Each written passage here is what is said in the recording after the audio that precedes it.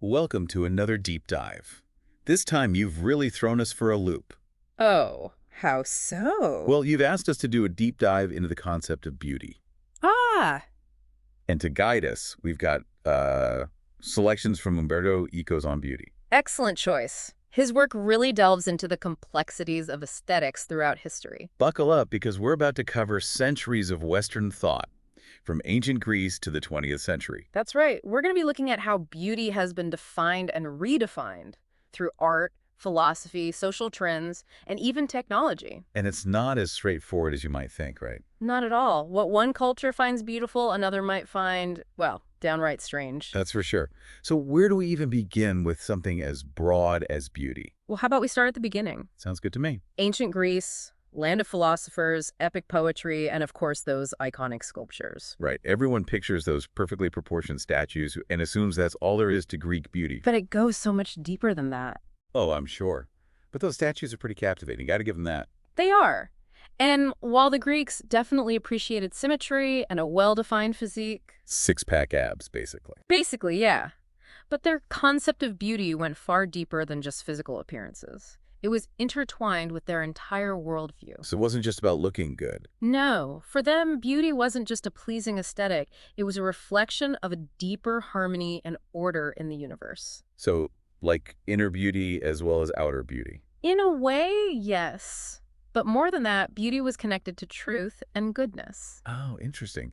So a beautiful person was also considered to be morally good. Exactly. Yeah. There was this idea that outward beauty reflected inner virtue.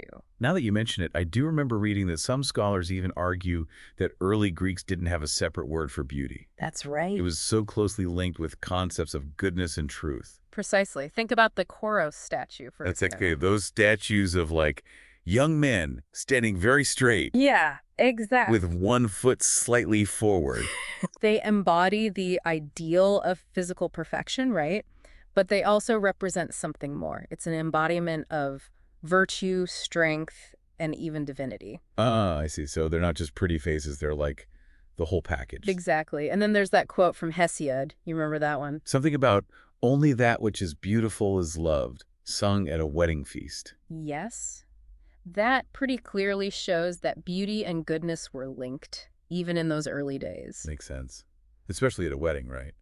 You want to celebrate beauty and love. Absolutely. And, you know, even in their art, the Greeks weren't just focused on static perfection. They were constantly innovating, trying to capture the essence of beauty from different angles. Give me an example. Take foreshortening in painting, for example. Okay, for those of us who might not be art historians, Sure. what exactly is foreshortening? Imagine you're looking at a painting of someone pointing right at you. Okay, I'm picturing it.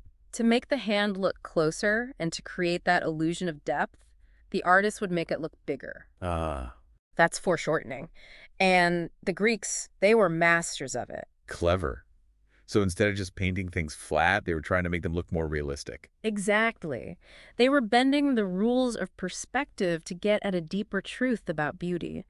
It wasn't just about ideal proportions, it was about capturing the dynamic energy of life itself. So they were kind of ahead of their time in a way, In many ways, yes. pushing the boundaries of what art could do.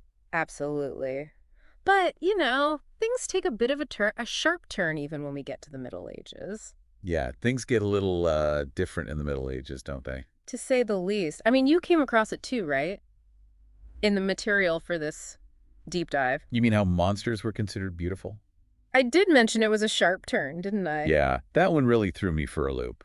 I mean, gargoyles and demons and all that. It does seem strange at first glance, right? Yeah, it's not exactly what comes to mind when I think beautiful. But remember, the medieval worldview was very different from the Greeks. Beauty in the Middle Ages was deeply intertwined with ideas of power and spirituality. So a beautiful church wasn't just about aesthetics. It was about showing devotion, right? Precisely.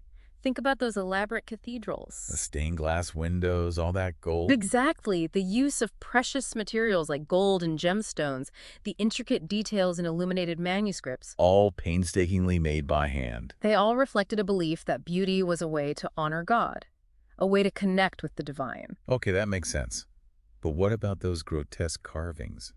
The monsters and demons. Ah, yes, those. Well, even those served a purpose. What was beautiful about a creepy monster? Well, think about where you'd usually find those carvings. In churches, right? Places meant to inspire awe and reverence. Yeah, that's true. They served as a reminder, you see, Of what? the power of evil and the importance of seeking salvation. So like a scared straight kind of beauty. In a way, yes. They might not have been beautiful in the conventional sense. The way we might think of a sunset or a flower. Right. But they were certainly captivating. I'll give him that. I can't imagine seeing a giant stone gargoyle and just looking away. And even St. Bernard, who was known for his, well, austere views. Not a fan of fancy things? Not really, no. But even he admitted that people couldn't help but stare at them. So they had a certain power, even if it wasn't traditional beauty. Exactly. And the Middle Ages weren't entirely focused on the grotesque. Thankfully. So they did appreciate some things we might find beautiful today. Oh, absolutely. Remember Thomas Aquinas? Vaguely. Remind me. He was a philosopher and theologian. He actually added a new dimension to the concept of beauty. How so? He introduced this idea of claritas. Claritas, what's that? Essentially, it means luminosity, that kind of inner radiance. Ah, okay. So beauty wasn't just about physical form Yeah. or material wealth like all that gold in the cathedrals. It was about a kind of spiritual radiance that emanated from within, something deeper. Interesting. So beauty was becoming more than just what you could see with your eyes. Exactly. And this idea of claritas paved the way for a whole new style of architecture. You're talking about Gothic cathedrals, right? Precisely. Think about those soaring arches. The stained glass windows, bathing everything in colorful light. Yes. They were designed to create an experience of awe and wonder, to lift the soul towards the heavens, to evoke that sense of claritas. I see. So it's like they were trying to build beauty into the very structure of the building. Exactly. And that's a key difference, you see, between the Romanesque and Gothic styles. Fill me in. Romanesque churches, with their heavy walls and dimly lit interiors, they emphasize the power and mystery of God, a bit like those grotesque carvings even. Trying to scare people into being good. Maybe a little, but Gothic cathedrals, on the other hand, they sought to create a sense of ethereal beauty, a glimpse of the divine light illuminating the world.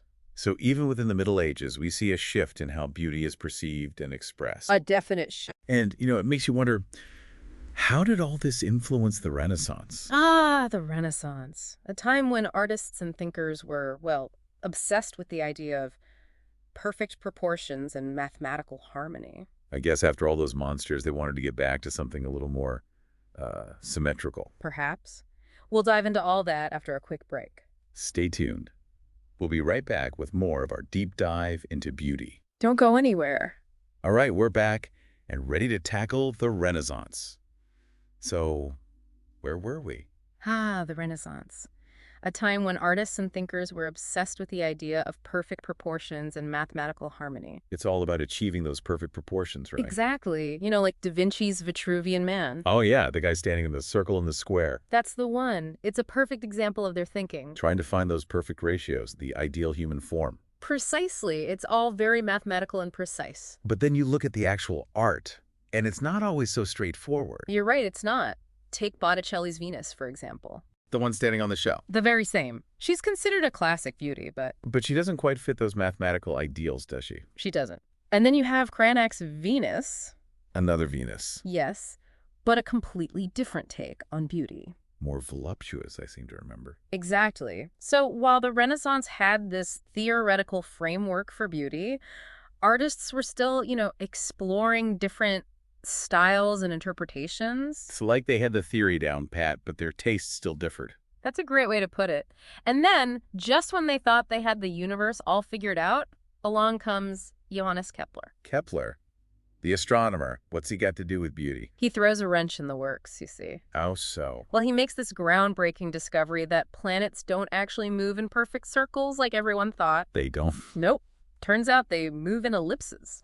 Ellipses, like Yeah. ovals. Exactly. And this was a major shakeup for the Renaissance worldview. It's like their perfectly ordered cosmos suddenly got a lot more complex. You could say that.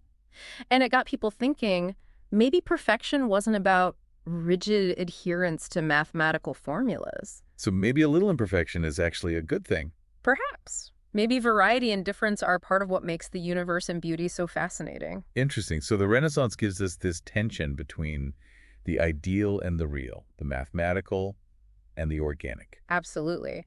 And as we move into the 17th century, things get even more interesting. Oh, how so? This is where the idea of subjective beauty really takes hold. Subjective beauty, meaning like what I find beautiful might be different from what you find beautiful. Exactly. Beauty is no longer just about objective standards. There's no one-size-fits-all definition anymore. Right. It becomes about individual perception, unique experiences. So what one person finds beautiful, another might not. Precisely.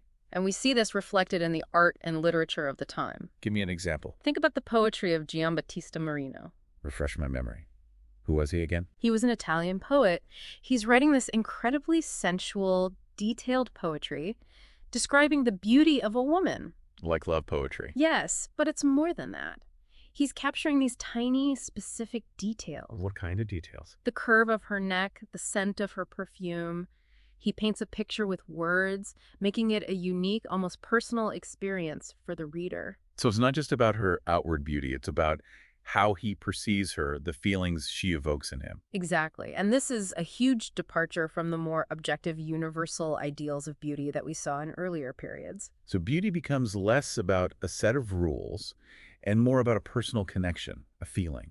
I think that's a beautiful way to put it. But of course, with every light, there's a shadow. What do you mean? Well, the idea of subjective beauty, it has a dark side too. Oh, don't leave me hanging. Tell me more. Well, think about the Marquis de Sade. The Marquis de Sade, that name rings a bell, but He was a French nobleman and writer, and his work is, shall we say, controversial. I've heard the term sadism comes from his name. That's right. His writings are, well, they're disturbing, no doubt about it, but they do show how beauty can be twisted and manipulated. Twisted. In what way? He uses beauty to justify cruelty, exploitation. It becomes a tool for power and control. That's pretty dark. It is. But it's a reminder that beauty can be both a source of great pleasure and a dangerous weapon.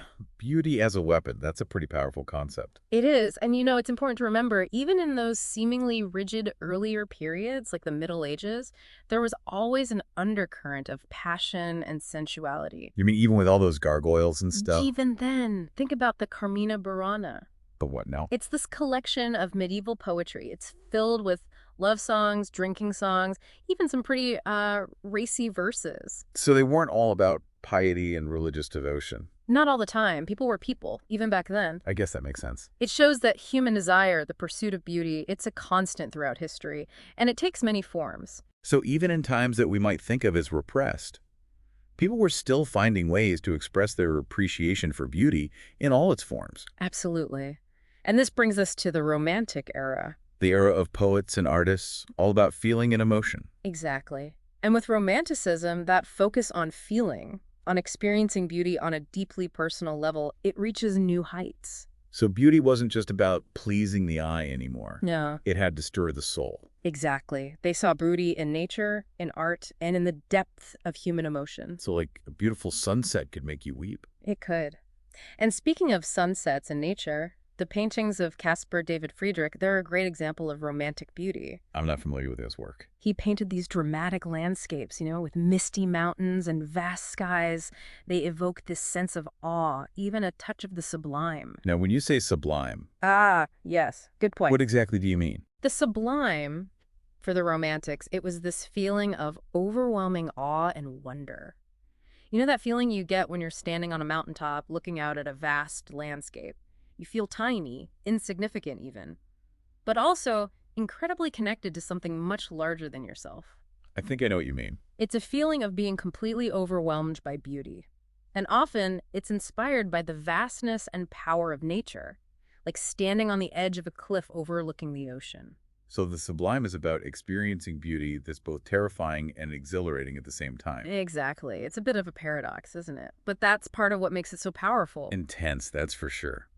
But this focus on heightened emotion, it had its downsides, right? Didn't it sometimes lead to what we call kitsch? You're absolutely right. It's like they took the romantic ideal of emotional intensity and, well, cranked it up to 11. So things got a little over the top. A bit. Think about those paintings of weeping angels and grieving widows. Oh yeah, those are pretty sentimental. They are. It's like they were trying too hard to evoke emotion.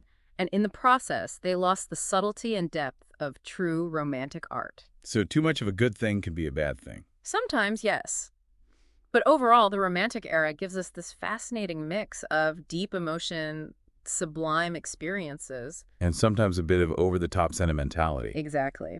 And all of this leads us to the 20th century, a period of rapid change and upheaval. How did all these changes influence our ideas of beauty? Well, that's a whole other can of worms, isn't it? We'll have to dive into that after a quick break. Stay tuned. So we've covered a lot of ground in this deep dive into beauty from the Greeks to the 20th century, and it seems like one thing's for sure, beauty's always changing. Always evolving. Yeah, as we move into the 21st century, who knows what new forms of beauty will emerge? That's what I find so exciting. We've talked about how artists and philosophers have defined beauty throughout history, but what about us? What about you, dear listener? What will you create or experience that pushes the boundaries of beauty in the 21st century? Will it be a stunning work of art?